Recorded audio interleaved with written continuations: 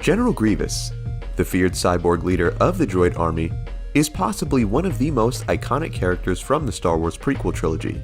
From his unique armored design, signature cough, and legendary meme status over the years, many fans are familiar with the four-armed cyborg. Sure, we know he was an important character in the Clone Wars TV show and eventually met his death by the hands of Obi-Wan Kenobi in Revenge of the Sith, but did you know about just who he was before Grievous? Well, in the comic book Star Wars Visionaries, it covers just that. This comic chronicles many not so well-known stories in the Star Wars universe, and one of them just so happens to be the dark, gruesome, and depressing origin of the droid army general. So sit back, relax, and enjoy the beginnings of General Grievous. The story begins on the planet Khali. We see a ship atop of giant stone steps that look very similar to Mayan architecture. A caped figure walks up the steps and approaches the ship. The figure is of the Khalish race and bows before a priest. The priest reveals that this Khalish man is an esteemed war general and is the Khalish people's last hope of defending them against the aliens known as the Hux. The priest gives the general his blessing as he heads off into battle. As the general pilots his ship, he begins to notice something is wrong. A hidden device hidden on the wing of the ship activates, causing a surge of electricity to take over the ship, causing all systems to fail. The ship begins to plummet down into the ocean below, as a hooded man with a group of droids watches on. The ship explodes upon impact with the ocean water, leaving flaming pieces of debris everywhere. The hooded man's droids retrieve the mangled general's body from the wreckage and bring it to the hooded man, who is delighted to hear the general is still alive after the crash. He orders the droids to take the body to Geonosis. He then takes off his hood, revealing himself to be none other than Count Dooku. He calls to his master Darth Sidious and informs him that he has retrieved their test subject and that he is ready for experimentation. We then see the general open his eyes as he awakens in a Bacta tank. He calls out, asking if he is dead. He is then greeted by a male of the Mun race, who tells the general how he nearly died in the crash, but they were able to save him. We then see how truly gruesome the general's injuries were after this incident.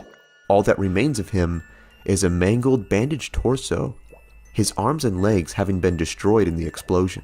The Mun introduces himself as the chairman of the intergalactic banking clan and tells the general that he is safely in the clan's care, here on Geonosis. Enraged to be this far from battle, the general demands to be taken back to Khali so he can be with his troops. A twisted smile then forms on the Mun's face as he tells the general that his body would not survive the trip and will soon need a blood transfusion. He tells the general that they have just the blood he needs. He also begins to explain that the banking clan had been funding a secret bionic technology project and that the horribly injured Khali general would be the perfect candidate. He tells him this new technology would make him better than he ever was and that he will lead the largest droid army ever and help issue in a new order to the galaxy. The general could care less for such things and just wants to return to his people. The Mun presses a button, which causes a great surge of pain to take over the general in his tank. He shames the general and asks him what his ancestors would think of him, refusing the gift of becoming a great warrior. We then see Count Dooku meet with Separatist Poggle the Lesser as they discuss the new test subject. They know he will soon need this blood transfusion, and Dooku takes Poggle to his secret room where he reveals the very special blood donor for the general. Special blood indeed, for this is the blood of a Jedi. The blood of Jedi Master Sifo Dyas, the same Jedi who initially approached the Kaminoans about the clone army and was later killed by his former friend, Count Dooku. Months then pass, and we see the newly revived general sitting upon the throne of a cruiser above Geonosis. Enduring months of surgery and brainwashing, the general has been led to believe that the Jedi were responsible for his accident and were responsible for the suffering of his people. Dooku approaches the general and gifts him with the lightsaber of Sifo Dyas and tells him how momentous of a gift a lightsaber is, especially for a droid.